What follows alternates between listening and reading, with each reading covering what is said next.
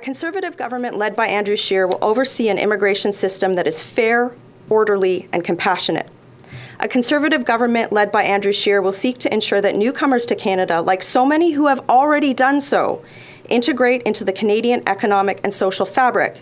The Conservative Party believes this principle is key to sustaining Canada's pluralism, and the best way to do this is to encourage and enable newcomers to become self-sufficient. Hello and bonjour, I'm Sarah Bokhari and you're watching Power Dilemma here at TAGTV. The arrival of Syrian refugees as well as thousands of asylum seekers over the United States border, along with the global growth in anti-immigrant sentiment, has created a somewhat stir in Canadian politics, if not among Canadians who still maintain a positive attitude towards new arrivals, a study has found. The February survey by the Environics Institute for Survey Research compared with last year's survey, more respondents believed that immigrants adopt Canadian values. The trends, however, are not universally positive toward immigration. Albertans and to a lesser extent Quebecers expressed more doubt about the legitimacy of refugee claims than in the previous survey, lowering the national score slightly. Respondents in both provinces also expressed more doubt about whether immigrants are adopting Canadian values. Moreover, today Conservative MP Michelle Rempel, who is also the Conservative immigration critique, accused Prime Minister Justin Trudeau of using inflammatory rhetoric to shout down debate on asylum seekers and Canada's immigration system. Rempel said Trudeau refuses to answer questions about those costs and that she herself has been frustrated with him calling people intolerant for raising concerns. She was pointing out to the incident which happened recently in Quebec, where a Quebec woman questioned Trudeau's quote-unquote illegal immigrants. She called for a debate on policy rather than the heated tone the discussion has taken. Conservative MP Michelle Rempel is urging Canadians to get past using nasty terms in the debate over immigration. Rempel listed a number of areas she wants to change in Canadian immigration. Rempel said the party is launching a listening tour called Pathway to Canada, in which MPs will consult with stakeholders about the changes.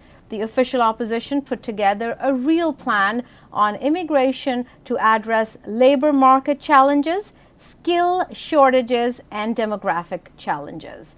The Conservative immigration critique suggested a range of changes she wants to see in the Canadian system and said she hopes it moves the debate past the polarizing language of the past few weeks. Conservatives have released their immigration policy on the eve of the National Convention in Halifax, where party's members are gathering for its biennial policy convention. Members will debate and vote on policy measures.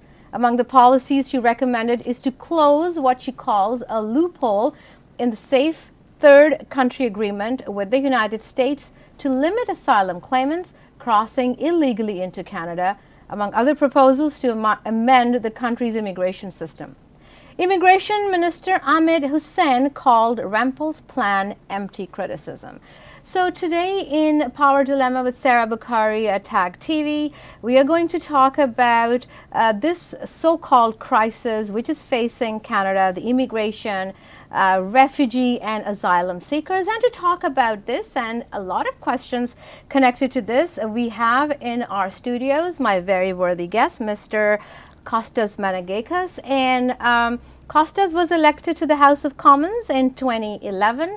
In September 2013, Kostas was appointed Parliamentary Secretary to the Minister of Citizenship and Immigration in Canada's 41st Parliament. Kostas also served as a member of the House of Commons Standing Committee for Citizenship and Immigration, Procedure and House Affairs, Official Languages and Government Affairs and Estimates. So welcome to my show, Kostas. It's a pleasure to be here. Thank you so much for welcoming me on Power Dilemma, and I want to thank our audience guests for participating and by listening to us today. So you're all set to go to the big convention in Halifax? I am. The Conservative Party convention starts tomorrow in Halifax. I'm flying out first thing in the morning, and I will be participating in the events of the convention throughout the ensuing 4 days.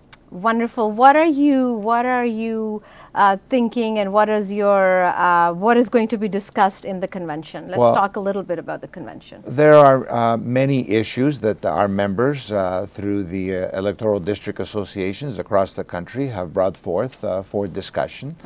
There are a number of motions put forward that we're going to be debating and voting on. I'm excited to see my Conservative friends from across the country as we touch base 1 year before the federal election of 2019. And so I look forward to participating, and I look forward to hearing ideas from people from coast to coast to coast across our great nation. It's going to be a big Conservative party in Halifax. It will be a big Conservative party, and we're very excited under the leadership of our young and dynamic new leader, Andrew Scheer, who is going to be outlining his vision for what he sees for our nation. And as a Conservative party, I think we're going to be well positioned to contrast ourselves with what we've seen, sadly, since the election of 2015 in the current government. Okay, so let's come to the issue at table today. Do you think, Costas, that Canada is facing a refugee crisis? Oh, absolutely. And it's of our own making. The way that the government has handled the refugee file has been irresponsible. As a Conservative, certainly, and as a Conservative party, we are very, very open to expanding immigration in our country. As a matter of fact, in the 10 year of the previous Conservative government, we had record immigration levels, highest ever in our country, particularly since the Second World War. But we want to do it in a responsible way. We want to welcome people and give them every opportunity to succeed in this country. Unfortunately, what we've seen since with this current government is a lot of rhetoric, a lot of open talk, and people are coming here and are finding it very, very difficult to assimilate, to adjust, and to start their new lives in our country. So do you think, Costas, that particularly the refugees and asylum seekers, when they come to Canada, they face issues of integration in Canadian polity, in Canadian economy, and in Canadian social fabric? Absolutely. And it's incumbent upon us to provide them the tools to be able to succeed as they come here. We must understand that most people that are coming through the refugee and asylum programs, if not all, are leaving their homes behind. Ideally, they don't want to leave their homes, but they're coming here for a better life because their life is in peril in the country in which they're coming from. They're in danger for one reason or another. I'm not talking about mainstream immigration. Of course, we're speaking about refugees and about asylum seekers. These ideally are people that we are protecting by bringing them into the most welcoming country in the world. And I think it's our responsibility as Canadians to welcome them, to provide them every opportunity to succeed, to give them the tools to move forward, growing not only themselves but their families in this country. So what are the struggles which the incoming refugees and asylum seekers are facing in Canada? Well, first of all, there's a language barrier, right? So I think it's important through our settlement funding programs that we provide language training so that they can communicate in their daily lives. I think mentorship is very, very important, and this is why, as a Conservative government, we had a lot of emphasis on privately sponsored refugees. It's one thing to sponsor refugees to come into the country from some government program that will provide some initial funding, and it's another thing to have to be welcomed by a community of people that will show you the way, that you can have as a resource on a daily basis, and that you can lean on as you learn what Canadian society, what Canadian life is all about. And so it's very important that we understand that these people that are coming, they're human beings. We have to respect their dignity. We also have to respect the fact that they have an awful lot to offer the country. And our Canada is much better off by welcoming people that want to come here, that want to contribute, and want to contribute as fast as possible. So we need to provide them the assistance and the tools so that they can begin that life here. So recently there was a huge controversy, and there were questions connected that refugees and asylum seekers who were coming into Ontario, they were given shelters in dorms. So they were, they were allowed to leave on, I believe, August the 9th. And even the mayor of Toronto, Mr. Tory, and the premier of Ontario, Mr. Ford, said that it is very hard for Ontarians, for Ontario government to take care of these refugees, and they ask for help from the federal government. How far the federal government has helped Ontario government, and if moving forward, what are the steps? Well, first of all, we need to review why we have this problem in the first place. It's because the federal government did not plan properly for these folks to come here. And these are families. We're talking about families. We're talking about, a husband, a wife, young children put into dorms and left to live in sort of like a ghetto environment, if you will. It's just so disrespectful, and it's so against what anybody would consider as being, a normal introduction into a new country. It's the federal government that created all of this, and it's no wonder that the mayors of the largest municipalities in the country are asking for assistance from the federal government, because there's been this influx of people that the cities have not been able to accommodate without getting assistance from the universities and the schools and the dorms and so forth. The federal government must plan better in order to be able to provide the basic human need of shelter, food and shelter, to people coming here that have nothing in their lives. I had an opportunity, if I may, when I was a parliamentary secretary for citizenship and immigration, to visit a refugee camp in Syria. It was a crossing border in Jordan. It was a crossing border from Syria into Jordan. And as I was there, the sirens went off. And the brigadier general of the Jordanian army, who was touring the facility with us, said, would you like to see when those bells go off, some people have been spotted walking across the desert into Jordan, and if you'd like to see them, come with me. So, of course, I accepted that invitation, and we went. About 150 people, mostly women and children, walking across the desert. And the desert is not nice sand that you see in the movies. I mean, there's stones they're like glass. They cut into your shoes. They cut into your legs. And you see these people come up. It was mostly women and children and older men. The men of the family, the fathers in the family, had either lost their lives or stayed home to protect the family home. After walking 3 days in the desert, had finally reached the Jordanian border. And when they saw us, and they ran towards us and grabbed us, and they were crying out of happiness to see other people. Plus, the Jordanians were very generous. They had food and water and so forth, stuff that they had not seen for 3 days. And you look at these people and you look at these children and you say, my God, this is happening. This is happening in the 21st century. We need to help, and we need to help in the best possible way that we can. Now, move that forward and say, here we have people coming into Canada, and when they arrive here, we put them in a school, in a dorm, and say, listen, you have a bed to stay, this is where you are, good luck. It's not the proper way. It's not the right way. It's to have a sustainable immigration policy, a sustainable refugee strategy, a sustainable asylum strategy is very, very, very important. To open the borders and say, come on in, we don't know what we're going to do with you, we are putting these people in further risk in terms of their potential for growth.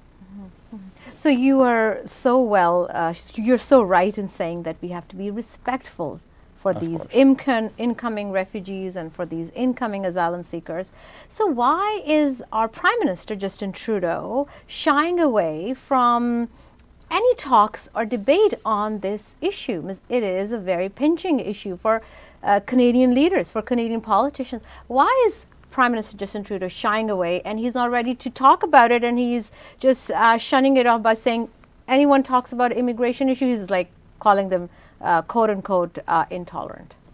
Sarah, to discuss immigration policy and immigration strategy, for a country as vast as Canada and as welcoming as Canada has been, bearing in mind that Canada is built, today's Canada is built in large part by the contribution of people that have come here from other countries. My family, for example, my parents came here in 1956 and 1957, respectively.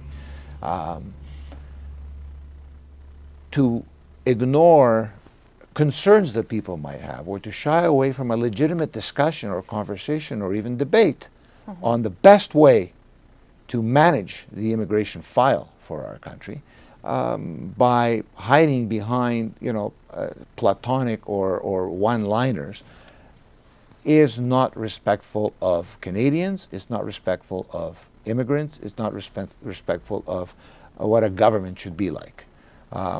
Unfortunately, the Prime Minister has become, in my opinion, the very thing that he speaks about all of the time. He has become an example for divisive politics. If somebody says, Mr. Prime Minister, we have illegal folks coming across illegal borders in Canada, there's legal ways to come to cross into Canada, and there are crossing points which are not, borders, customs, manned locations, for the lack of a better term. He would respond to that by calling a person racist or calling that person out for questioning, immigration. That's not what that individual is doing, of course. Exactly. That individual is saying, hold on a second. There are legitimate streams and ways and manners in which you come into Canada. And our immigration policy has always been premised on different streams. We have economic streams. About 65% of our immigration into Canada on an annual basis is people that can come to Canada, contribute on day one. They know one of the two official languages. They have a skill that is in demand in Canada. They can, they have some entrepreneurial ability. They can contribute right away. They have a, their skilled trade, something that they can go. That can immediately give them an opportunity to start producing in this country. About 25% has always been set aside for family reunification. Understandably, in a country that has so many, such a large multicultural community, such a beautiful multicultural mosaic here in Canada, where we can all live together, we can respect each other, we can love one another, and we can tolerate each other's, traditions and cultures and religions and faith and so forth in a respectful way. This cannot be looked at as being a negative for our country. However, somebody who asks a question about it should also not be looked at as being a negative person. Exactly. So in a country as vast as ours, 25% come through the family reunification stream, and that's mothers, fathers, children, parents, grandparents, and so forth. And we've always allowed a 10% for refugees and asylum seekers. Now, that may be 12% today, maybe 14%, it may fluctuate a little bit here and there, but in a country that has averaged about 280,000 people per year prior to 2015, maybe 320,000 now, we've always accepted about 30,000 people a year through the refugee and asylum seeking program.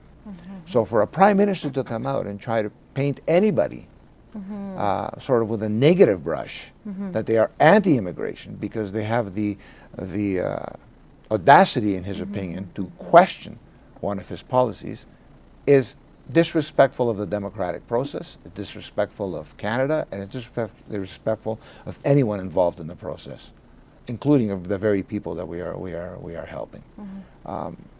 We see examples, repeated examples, of him shutting down debate for anybody who dares to ask him a question on the file of citizenship and immigration, thinking, of course, that he's gaining some kind of political momentum by standing up for the person that the questioner is actually trying to assist by asking that question. So do you think that his allegations that anyone who's talking about giving respect to refugees and asylum seekers and talking about debating this issue by giving solutions, his allegations that these people are racist or intolerant, do you think, isn't he raising a fear-mongering emotions among people? And why is he doing this? Why is Justin Trudeau doing this? Do you think it's to gain some political gains? The next election is just around the corner. At the risk of sounding somewhat partisan, and this is not why I'm saying it, he has become if, for the lack of a better term, the king of divisive politics, polarizing Canadians. If somebody dares to ask a question, how dare they ask, how dare they question? Canada's a welcoming country. Nobody's saying Canada's not a welcoming country. You never heard any former prime minister in this country, any former minister in this country, any former politician of the Conservative Party for sure, say we don't want immigration in this country. It's the complete opposite. We have a history of very positive, sustainable, intelligent approach to immigration in our country. He has taken that file and politicized it so much as Canada's Prime Minister today. He's politicized it so much, trying to divide Canadians because, in my opinion, he's really looking at votes and where he thinks his votes are for the 2019 elections. But, Sarah, there's something between Parliament Hill and Election Day. And it's more important than anything else. It's the people. It's the people that we represent. It's the people that we welcome. And the Prime Minister needs to realize that the chair that he sits on does not belong to him. It belongs to the people of Canada. It belongs to the people that want to make Canada their home. It belongs to the people. If he thinks that by spewing a rhetoric that is divisive is a way of uniting Canadians behind his policy of immigration, which is faulted, he's vastly mistaken. That's not what Canadians are all about. So, Prime Minister Justin Trudeau is spewing this divisive rhetoric. Do you think, in your opinion, is he going to gain more votes for his 29 election? I don't. I think Canadians are very bright people. Canadians are, you know, they're politically aware, and I think they will see his comments for what they're worth. If someone says, "Mr. Prime Minister, how much is it costing us to accommodate these people because you don't have the right programming in place for them to be properly welcomed and assimilated into Canada?" And his response is, I will not tolerate any racist comments in this. That's not a racist comment. That's a legitimate question from a questioner. Yes. You know, but Canadians will see that for what it's worth. I believe that to be true. So yeah, Canada is a multicultural country. We are proud to be proud to have diversity, and it is a spinal cord of Canada to call it a multicultural mosaic of people where we have refugees and we have asylum seekers. So moving forward, the Conservative Party, how are they going to tackle the issue of refugees and asylum seekers? Well, our leader, Andrew Scheer, and the Shadow Minister for Immigration in Canada, Michelle Rempel, just this morning announced that the current Conservative caucus and the Conservative Party will be touring across Canada, listening to Canadians on how they feel about these issues that have become so political over the last 2 or 3 years. I can tell you that the Conservative policy that will be formed at the end of that consultation process will be one that will be informed, will be one that will be respectful, there will be one that will be sustainable, and will be one that will keep in mind the needs of Canada and Canadians and the needs of the people that want to make Canada their new home. It'll be compassionate with through our humanitarian streams of refugee and asylum influx into Canada. But it'll be one that will be sustainable. Will be one that we can point to and say, as we had in the past, this is the process and this is how it's done. You have, it is difficult for people in our country to understand the plight of some of the folks that come here until they listen to their stories. In this meeting that I was in just a few months ago with a group of newcomer refugees in the country, there was a young girl, she could not have been more than 20, 21 years old, who didn't speak the language, but she had an interpreter there who was translating her words. She was speaking in Arabic. She had come here from Syria, and she was describing her reason, her plight the tragic events that led her to leave the country that she loved and her family, her language, to come into Canada. And it was one of abuse, one of sexual abuse, one of threat of her life and her family's life that she fled the country from because she was being targeted in the city in which she lived in Syria. When she arrived here, in the opening weeks of having arrived here, she found herself in a room, in an orientation session, in a room here in Toronto. And as she's listening, and there was a translator there explaining to the newcomer refugees and asylum seekers in the room what the next steps will be for them to help them in their process to come into Canada, she turned around and to see who else was in, if she recognized anybody else in the room. And to her just horror, seated 2 rows behind her was the man who had raped her. Yeah. The man that she ran away from. How did he get into the country? This is scary. How did he get into the country? Now, can you imagine how she felt? She left thousands of miles away from this guy. And she's sitting there and she's happy, trying to learn how to come and, properly start a life in Canada. And she turns around and she sees him. How did he get into this country? This is the problem when you don't have proper vetting of people coming into the country. So liberals... There's got to be a review because, Sarah, I'm sorry, that individual, yes, it's tragic for that young lady to see him sitting in the same room with her here in Canada. But in addition to that, can you imagine having that individual as your neighbor, living next to your home, No. where next, near the schools of your children, in the malls, in our community centers? This individual who perpetrated these heinous crimes against other human beings, one of which was in the room with him, is sitting in Canada learning how to assimilate himself into Canada. Yeah. Because somewhere in the process, in our political correctness haste to bring people in, we didn't do the one thing that is most important for Canadians, and that's their safety. We didn't vet properly to see who these people are. Yeah, that is a huge question for Canadians, and that is a question a lot of people are very sensitive about. And with the conservative members and the conservative ideology has proposed that when the Liberal government has allowed refugees, how have they tackled the question of security? How have they tackled the question of, I don't want to take the name of Big T, terrorism? So what do you have to say about it? Refugees and security, how has been the questions connected to it have been tackled with? Sadly, anybody who would ask a legitimate question like that, amongst the first words that will come out of our Prime Minister's mouth, or some of his ministers, will be that we're fear-mongering. It is not fear-mongering when you have a rapist sitting in the same room with a young lady that he raped. That's not fear-mongering, that's a fact.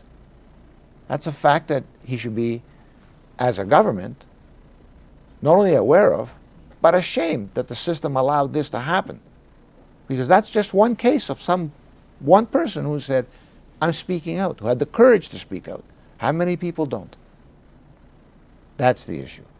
I think the issue of security, and look, terrorism doesn't only come from one part of the world. Now, there's domestic terrorism. There are people that are radicalized from different regions of the world. But I think through the immigration system, and that's what we're talking about now, there needs to be a proper vetting process. I recall a number of years ago when the 2 ships came into Vancouver, on Vancouver Island, where there were hundreds of people in the 2 ships, and they were put into a holding center so that they can be vetted properly to come into the country. At the end of that process, 24 people of the hundreds were found to be people that had committed crimes, including war crimes, in the countries in which they came from. Of course, they were not accepted into Canada. It was a conservative government at the time. The rest of the people were. And I'm sure they're proud Canadians today. But the others, those 24, were sent back. Imagine if those 24 people were in our communities. Here they are. They get on a ship. Scary thought. It's a scary thought. There has to be a vetting process, and that's a responsibility the Prime Minister has. If somebody was to tell him that today, the first words out of his mouth, I'm sure, will turn around and he'd turn it around and it'd be fear-mongering. It's not fear-mongering to want to protect people. There's got to be a process. Like, who are you? Identify yourself. We need to know who you are. We need to do a little bit of research. It's not a difficult process before you get accepted to the country. Well, my mother came here in 1956. She came as a domestic. Today we call them live-in caregivers. She had done her papers and had come in through a program, a domestic program that the country, Canada, had at the time, accepting 75 girls here from Greece. My mom was one of the 75. She presented herself with her credentials and said, my name is Panayota Menegakis, or Bisas was her name. She wasn't married yet. Panayota Bisas.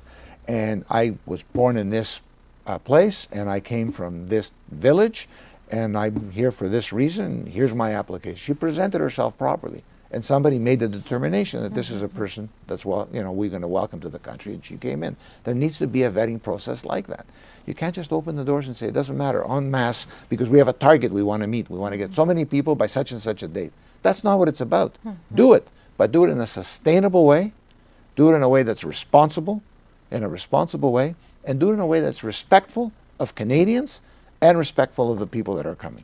Because that young girl that was sitting in that chair, she's happy to be here, not happy to know that she could run across that guy at Sherway Gardens or Eaton Center or, you know, the Sky Dome one day, or, you know, the Rogers Center. I mean, it's unbelievable, the man who had raped her. Who wants to be around their abuser? Nobody would want that. No one. So yeah, no one wants to be around rapists or abusers or thieves. Canada has opened its arms for a lot of refugees, and Canada is, I believe, entire world knows, it is called it is a piece of heaven. I call Canada a piece of heaven. The world needs more of Canada. So arising from this, you know, as we are getting more refugees, asylum seekers in our country, and this question of security arises. How, moving forward, how are Conservatives going to tackle with this issue? Well, the Conservatives, as we have proven in the manner in which we govern as a party for in the past, particularly in the 10 years prior to this previous government, we're going to do it in a responsible and sustainable way. We're going to work with our officials from all over the world to ensure that we know who the people are before they board, you know, the airplane or the ship to come to Canada. We're going to do the right vetting so that those people know that they will be accepted when they come, and we know who they are before they arrive here. It's basic. But I think it's worthy to note that there are so many people all over the world that want to call Canada their home. The better part of over 50 million people per year visit Canada's immigration website from all over the world. More than 50% of those are from people outside of the country. The others are people from within the country that want to help somebody come.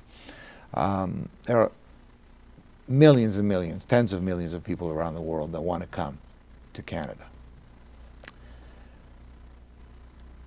And those people that do come offer an awful lot to this country. I said earlier in our discussion that the multicultural community has in large part helped build this country, and that is true.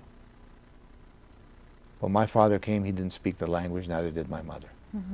They're both passed now, but you know, to them, Canada was a haven. Canada was a country they owed a lot to, and they worked hard here to build their families and grow their families. That's the story of 99.9999% of the immigrant families that come to this country. They're coming here because they're not only coming for a better life, but they have something to contribute. And they contribute a lot to our country. We have a responsibility to those folks as well to ensure that they're safe when they come here.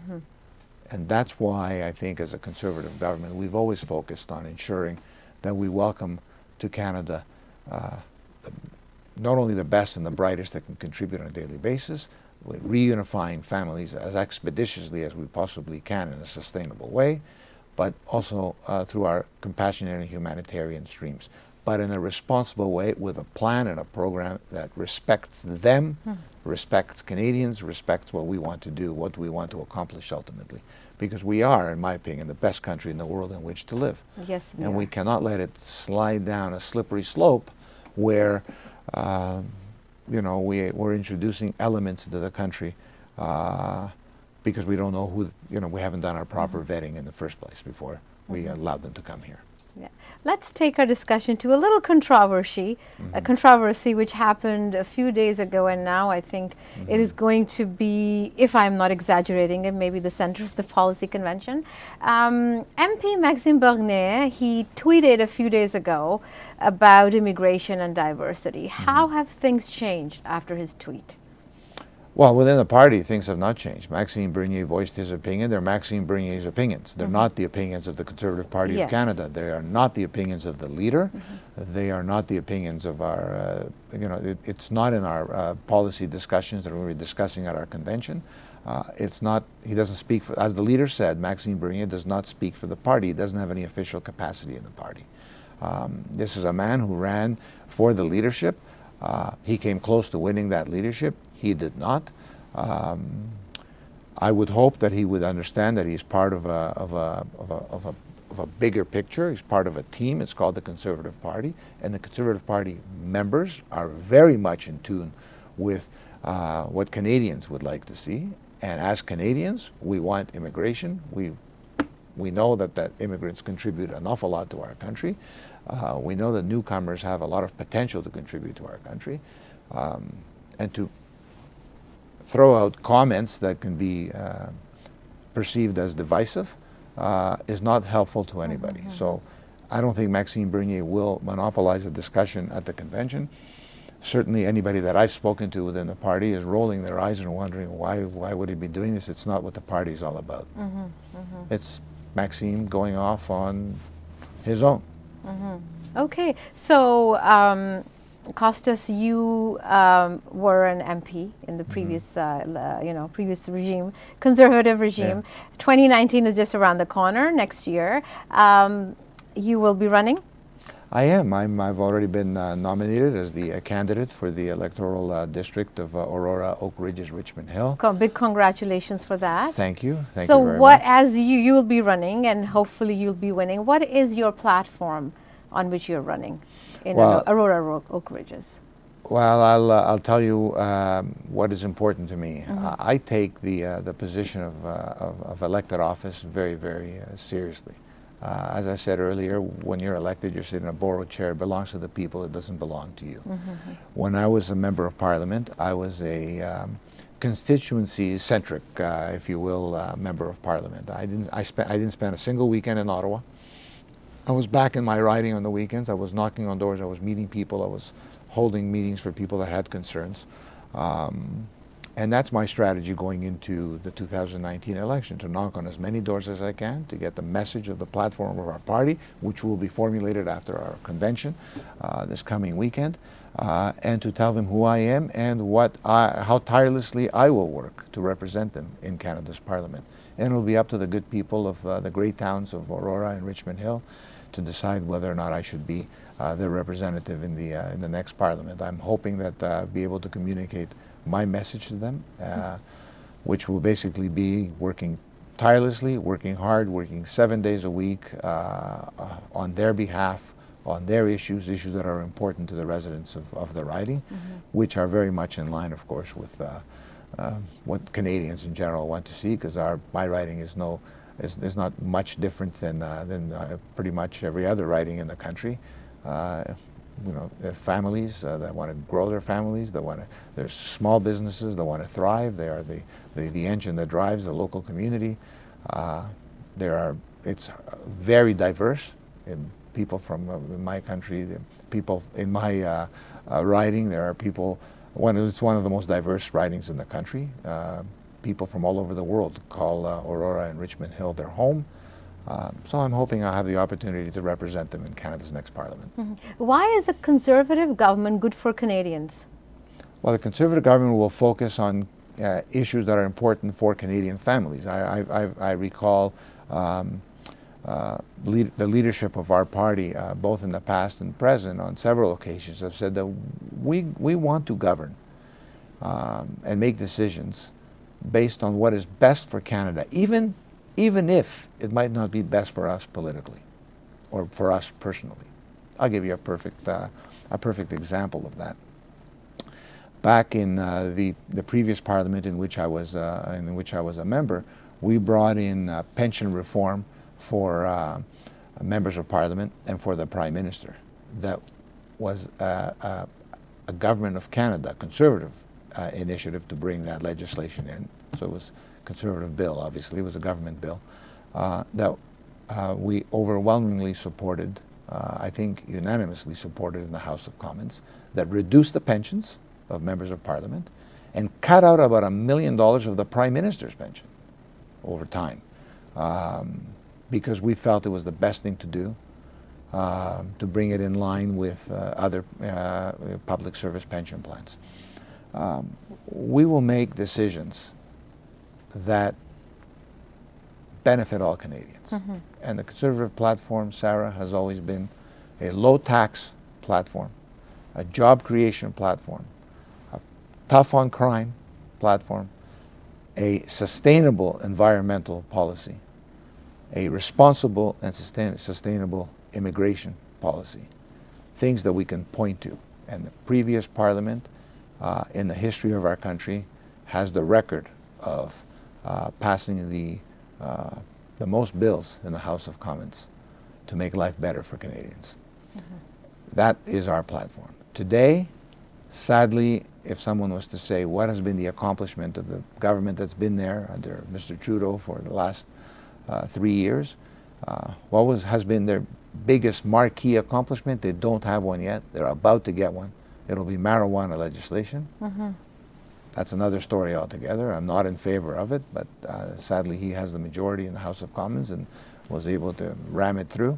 But it's very telling when you govern a country for 4 years and pretty much the only marquee accomplishment you'll have over the 4-year period will be marijuana legislation. Mm-hmm. I'm with you. When you say you're against marijuana, I'm totally with you. Oh, it's unbelievable. What it will do, I mean, he would call it fear-mongering. I wouldn't. I mean, you just speak to police officers that are, and police services that are not ready yet to be able to roll this out. I mean, how are you going to, we have problem today with people that drink and drive. Exactly. Can you imagine? I mean, kids are going to have access to this stuff. I mean, 17th October, another plethora. It's unbelievable. It'll be legal and away you go. And he thinks it's an accomplishment, but that'll be his marquee accomplishment. We're going to do an entire show on marijuana with you. Well, tomorrow, you're going to go to the convention tomorrow. Yes. You're going to be there for 3 days. There's going to be a lot of voting on policies. What are the policies you're going to vote for? Just give our viewers a little idea about it. Well, I've read the policies. I do want to listen to what my colleagues and my friends and other people have to say, their ideas as they bring them forward. But I'll certainly be supporting a policy that says that Canada's budget should be balanced, bring us back to balance. To go out and to promise a gazillion things to people and not have money to pay for it, at some point somebody has to pay. And that's what Mr. Trudeau and his government seems to ignore. You can add 18, 20, even $30 billion deficit per year to Canada's debt, but it's my children and grandchildren and Canadians, every Canadian's children and grandchildren and great-grandchildren across the country, that at some point that bill needs to be paid. Government doesn't print money. You borrow that money. And when you're in deficit, you're in deficit. I mean, it's very basic. So I'll be supporting economic-based policies that come through, particularly ones that are aimed to reducing taxes and bringing us back to budget. I will be supporting definitely a no carbon tax approach. I don't believe in the carbon tax. The carbon tax reduces greenhouse gas emissions and reduces the emission of carbon in the country. I believe that if you're going to tax businesses, corporations that emit greenhouse gas emissions, that are the big polluters in the country, they're just going to build that tax into their product that they manufacture, and that'll just be the Canadians that'll be paying that tax in the first place anyways. The idea that we're going to reduce greenhouse gas emissions and carbon emissions by taxing those companies that do it is ridiculous. No company's going to say, oh, now we have to pay a little bit extra tax, so we better reduce our business so that we pay less tax. They're just going to take that as an additional cost that they need to pass on.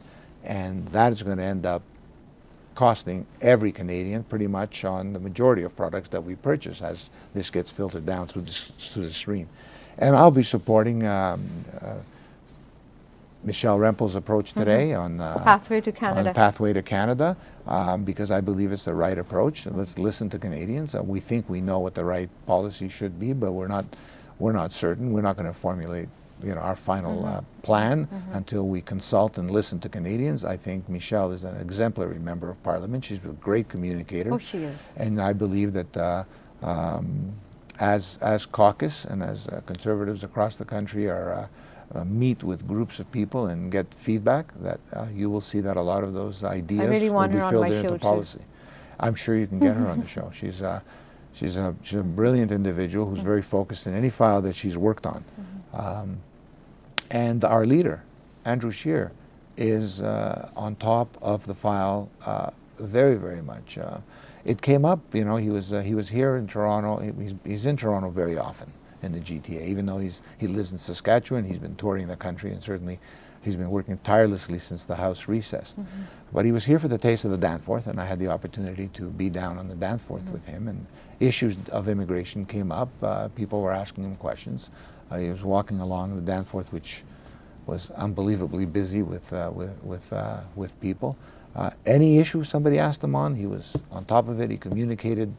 People understood, the position that he had. Didn't use any fear-mongering, all the kind of rhetoric that we hear coming out of the Prime Minister. Even when someone had a differing opinion than he had, he listened to what they had to say. But you can become a master communicator and a master of divisive politics, and I think the Prime Minister today, the Prime Minister of the day, Prime Minister Trudeau, has certainly mastered that. It was so wonderful to have you here at my studios, Costas, and thank you so much for your participation. And I will be definitely getting your more brains for other issues like marijuana and security and immigration. Thank you so much. I would be delighted to come back. I want to thank you very much. I want to thank our audience for listening to us. I want to thank the gentleman that helped us today with the production of this of Power Dilemma.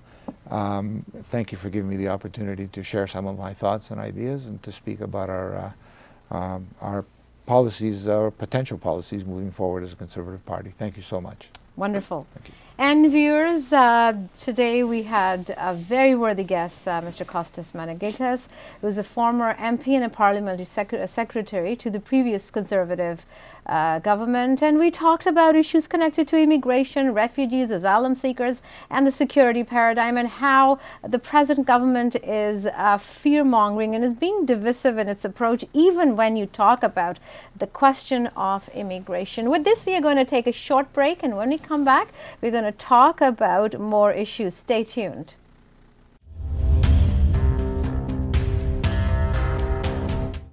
Welcome back to Power Dilemma here at TAGTV with Sarah Bokhari.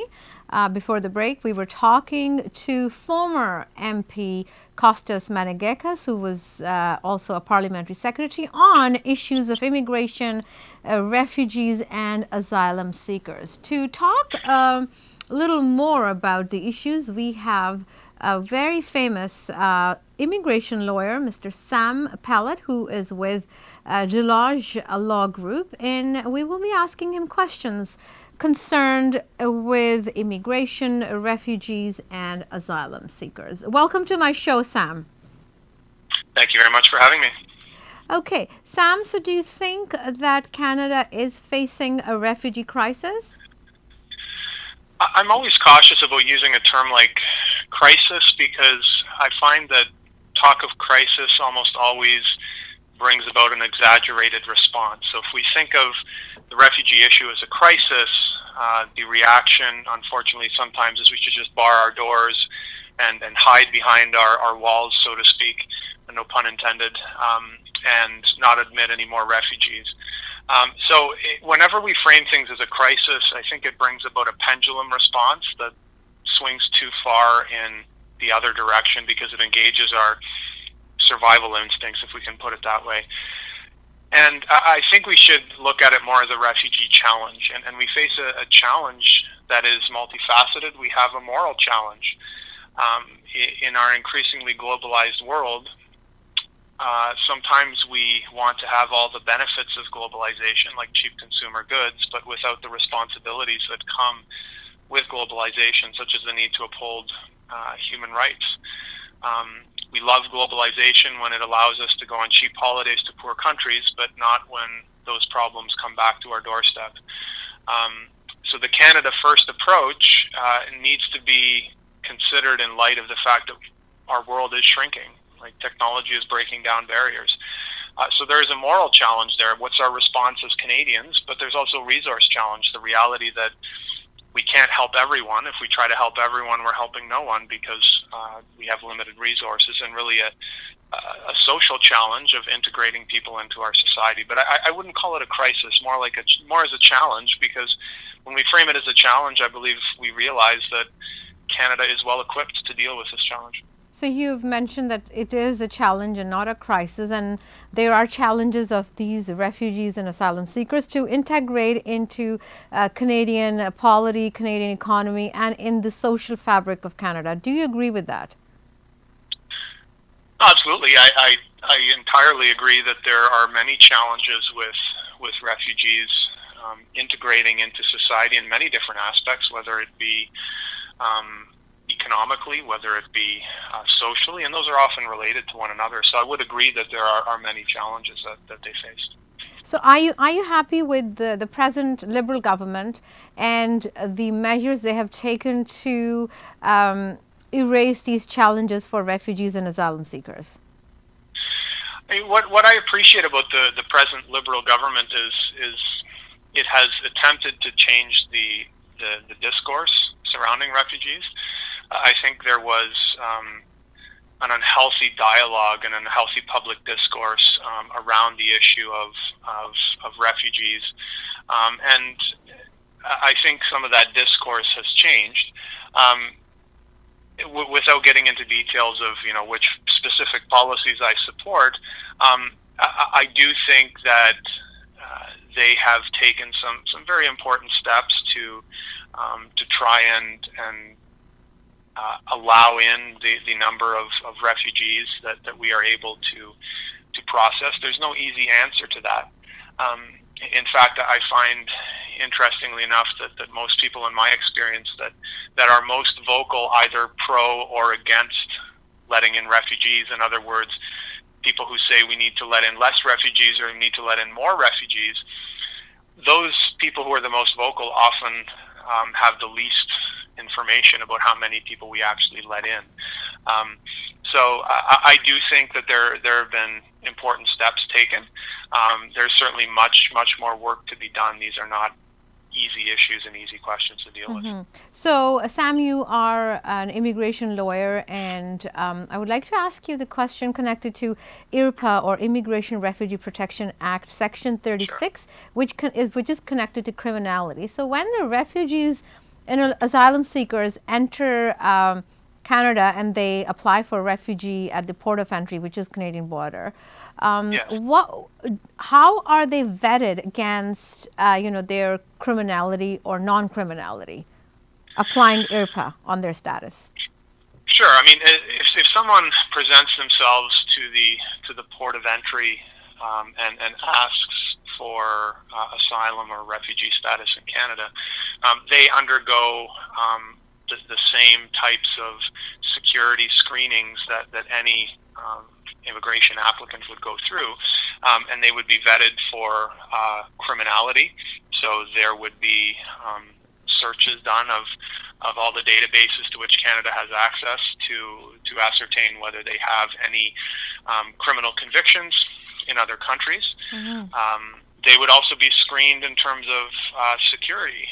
So that would be the Canadian Security Services working in cooperation with its allies overseas to determine whether there's any information that may give rise to concerns about human rights abuses, war crimes, or crimes against humanity.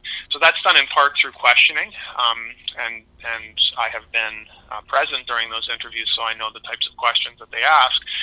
They would question about involvement with political organizations, social, religious, cultural organizations, but also it's not limited to questioning. There are also background checks that are performed, and if there is a concern about a serious non-political crime or any concern about security, that would then be raised as part of the refugee process to determine whether someone might perhaps even be excluded from refugee protection because of criminality or security concerns.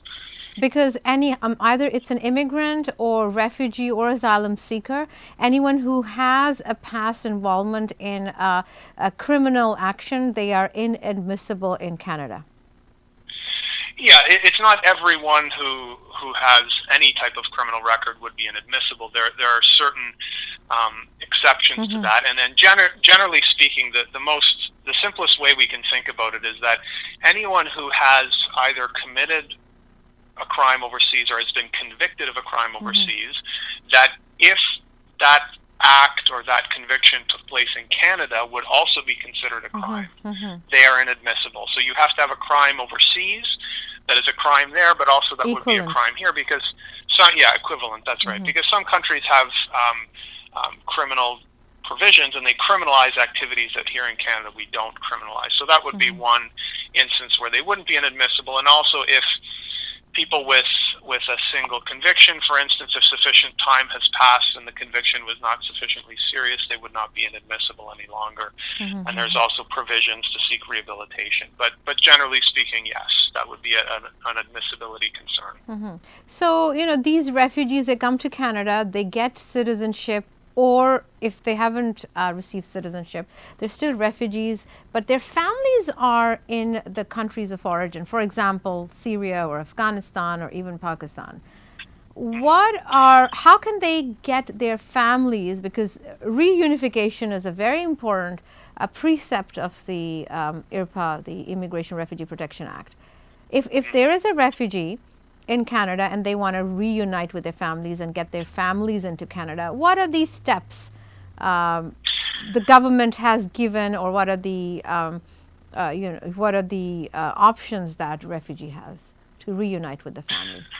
Sure. I mean, the process is relatively straightforward. So once a person is declared to be a refugee, or another term that's used as protected person, that person then can apply for permanent resident status in Canada. As part of that application, that individual, if they list overseas family members, and here we're talking about members of the nuclear family, so in most cases, with very narrow exceptions, we're talking about wife or husband, spouse, common law partner, and children. So they could be listed on the application for permanent residence, and they would also be processed as part of that application. And when the refugee receives their permanent residence, the family members overseas would be issued permanent resident visas so that they can be reunited with their family members in Canada. So in many ways it happens concurrently with a permanent resident application of the refugee. So if they are not a permanent resident and they're still refugees, they cannot get their family with them in Canada? I mean, there's always options to apply for temporary status, for temporary visitor status, although that the issuance of that would generally be an exception, not the rule. But definitely the most straightforward way, legally speaking, of having them here would be for that refugee to apply for permanent residence, and then their family members are processed concurrently to that. The other option is once they get their permanent residence, then they could do a separate sponsorship to bring their family members here, but that would take considerably longer. Okay. So do you think that Ontario, Canada, as it's receiving loads and loads of refugees in the previous years, there is a burden on its economy and on its social fabric and on its other aspects? I do think, and again, much as I did with the word crisis, I think that the use of the word burden can sometimes be fraught with meaning, where people use the word burden when they feel that there's too much of a cost. And certainly if we think of a cost to Ontario and to Canada, there is a cost to welcome refugees and to help them to integrate. But I think too often the focus of that is on finances and funds. But to me, while that's necessary, it's necessary to have financial support for refugees. There's no question about that.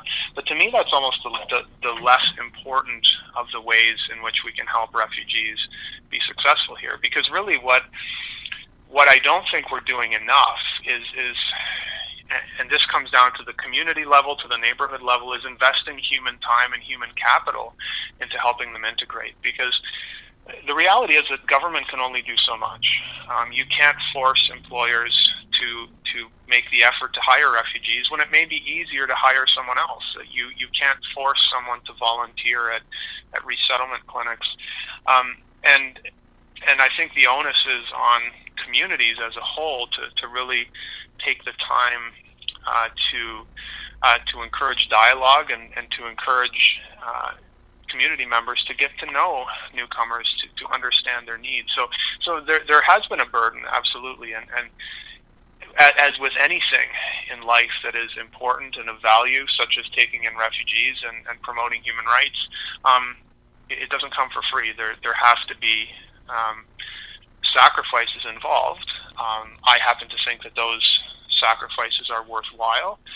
We live in a very prosperous country, and like I said, I don't think the focus should be so much on the finances, but it should be on encouraging communities to really come together and to invest that time. Because in our experience, the most important indicator of refugee resettlement success is not how much money they get from the government or the communities, but it's how many community members take the time to help them to really rebuild their lives in Canada.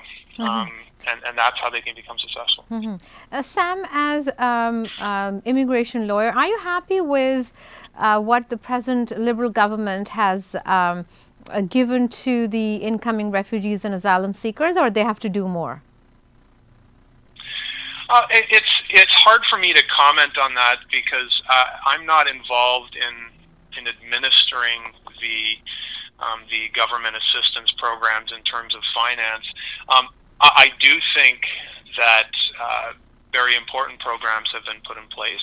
I think there is always room to do more, regardless of which government is in place. But I just want to come back to the point again of regardless of which party is in power, government is only part of the answer. It's very easy as citizens and communities to sit back and say the government is either doing too much or too little when it comes to refugees. But really the biggest way that we can help refugees integrate is to take the time to get to know them, get to know their needs, and to take the onus on ourselves to assist them. It's really unrealistic in many ways to expect the government to meet all of their needs. The government has a very important role to play in getting refugees started by bringing them here, by giving them the initial resources that they need. But that's where the community needs to take over and really shoulder that burden. Okay, Sam, it was very good to talk to you today at Power Dilemmas here with me, and we would like to talk to you in future. And folks, with this we are going to sign off from Power Dilemma. We talked about immigration and asylum and issues connected to it. See, Canada is a piece of heaven. Canada has always opened its arms for refugees and asylum seekers, and it has always been a platform for human rights and for equality and freedom. With this thought, we're going to say goodbye, and we will see you again. Take care.